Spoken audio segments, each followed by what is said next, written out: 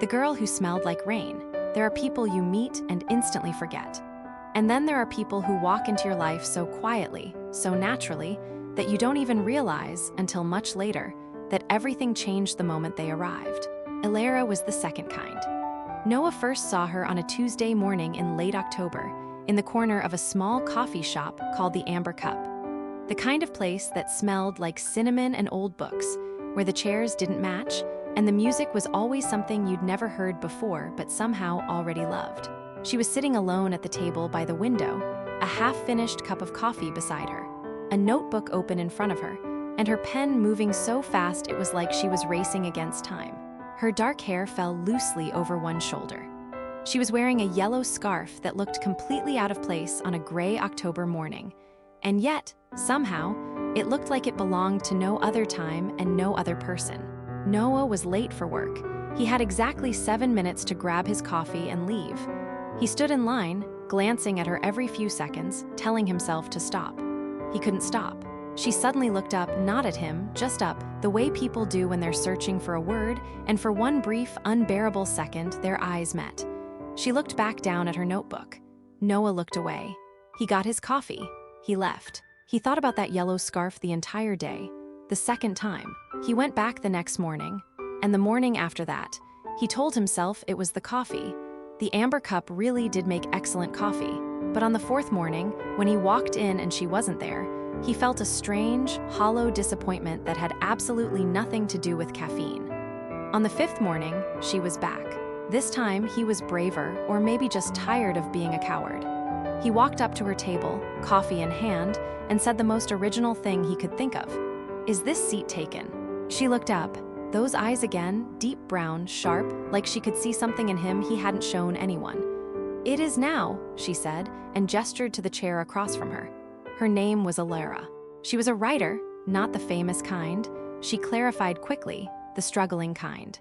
She wrote short stories mostly, things she posted online that 50 people read and 4 people commented on, and she loved every single one of those 4 comments like they were gold. "Why do you keep coming back if only 4 people comment?" Noah asked. She smiled. It was the kind of smile that rearranged something inside your chest. "Because I write for the one person who reads it at 2 a.m. when they feel completely alone and thinks someone else gets it. If I can do that for just one person, I've done something real." Noah didn't know what to say to that, so he just said, "That's beautiful."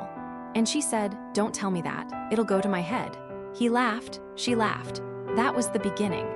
November came in like a whisper, gray skies, bare trees, the whole city wrapped in a soft melancholy that Noah had always hated before but suddenly didn't mind so much. They met at the Amber Cup every morning. Sometimes for 20 minutes, sometimes for 2 hours. They talked about everything: books, childhood memories, the specific loneliness of being in a crowded room, the foods they couldn't eat without thinking of home, the dreams they'd half given up on and were too embarrassed to admit still mattered. Elara was originally from a small coastal town 300 miles away. She'd moved to the city 2 years ago with one bag, a laptop, and a stubborn belief that something was waiting for her here. She hadn't found it yet, not entirely, but she was still looking, which she said was more than most people could claim. Noah was a graphic designer who had wanted to be an architect, who had wanted to be a painter before that, and who now spent most of his days designing logos for companies that sold products he didn't care about. He was good at it. He was deeply, privately unhappy about being good at it. He told her that one morning, the deeply unhappy part. He hadn't planned to, it just came out. She didn't say, "I'm sorry," or "it'll get better," or any of the things people usually said. She just looked at him carefully and said, "What would you make if no one was watching and no one was paying?" He thought about it for a long time. "Buildings," he finally said. "I design buildings, not big ones, just homes. Places that feel like they were made for the person living in them." "Then do that," she said simply. "It's not that easy." "I know," she said. "I didn't say it was easy. I said do it." That conversation stayed with him for days. He pulled out an old sketchbook that night and drew for 3 hours straight. His hands remembered everything his ambition had forgotten. There is a moment in every love story, a specific, delicate moment, where things could go either way. Where the feeling is right there, close enough to touch, and both people know it and nobody moves. For Noah and Elara, That moment came on a rainy Thursday evening in late November. They'd ended up at a bookstore after coffee, wandering through the aisles the way people do when they're not ready to say goodbye yet. Alara had pulled a book from the shelf, read 2 sentences aloud with such dramatic enthusiasm that an elderly man 3 aisles over laughed. Noah had found a photography book full of pictures of abandoned houses and felt something shift in his chest. Beauty in broken things, he thought. This one, he said, holding up the book. This is what I want to design, houses that look like this but alive, full of people. Alara looked at the book, then at him. You're going to do something extraordinary one day, she said quietly. Not like a compliment, like a fact she was reporting. You already are, he said. The rain was getting heavier. They stood under the narrow bookstore awning, their shoulders almost touching, watching the street turn silver. I should go, she said. Yeah, he agreed. Neither of them moved. Then a taxi splashed through a puddle directly in front of them, soaking their shoes, and they both jumped back and burst out laughing, and the moment dissolved, not broken, just folded away. Saved for later. She ran to her bus. He watched until she disappeared. He walked home in the rain without an umbrella and didn't mind at all. December arrived, and with it, the slow, terrifying realization that Noah was completely, irreversibly in love with Alara. It wasn't one thing, it was everything.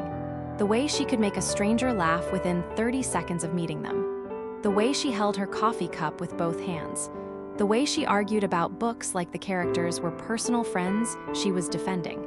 The way she remembered small things. He'd mentioned once that his mother used to make apple pie on Sunday mornings. And 2 weeks later, Alara had appeared at the Amber Cup with a small apple tart. She'd baked herself and slid across the table with nothing but a small smile. He hadn't known what to say. He'd eaten the entire thing while she pretended to read. He wanted to tell her. He practiced what he'd say, deleted it, reworked it, decided it was stupid, went back to the original. He was 31 years old and felt like a teenager. What he was afraid of, the real, deep-down fear, was this: that whatever they had right now was perfect precisely because it was undefined. That giving it a name might change it, might break it, that she might look at him with those sharp brown eyes and say, I don't feel that way, and he would lose not just a possibility but a person. He couldn't afford to lose this person. So December passed in that beautiful, agonizing tension, 2 people standing at the edge of something, both pretending the edge wasn't there. It was a Friday, 10 days before Christmas. A friend of Noah's was showing work at a small art gallery downtown. He invited Alara. She came wearing a deep green dress and that same yellow scarf.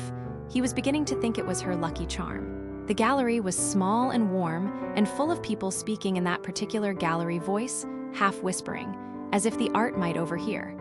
They moved through it together, stopping at the pieces that held them. Noah talked about composition, light, negative space. Alara talked about the stories she imagined behind each piece, who made it, what they were feeling, what they were trying to say. At one painting, large, abstract, all deep blues and fractured gold, they both went quiet. It looks like trying to hold onto something that's already leaving, Alara said softly. Noah turned to look at her. She was still looking at the painting. Alara. She turned, and he said it.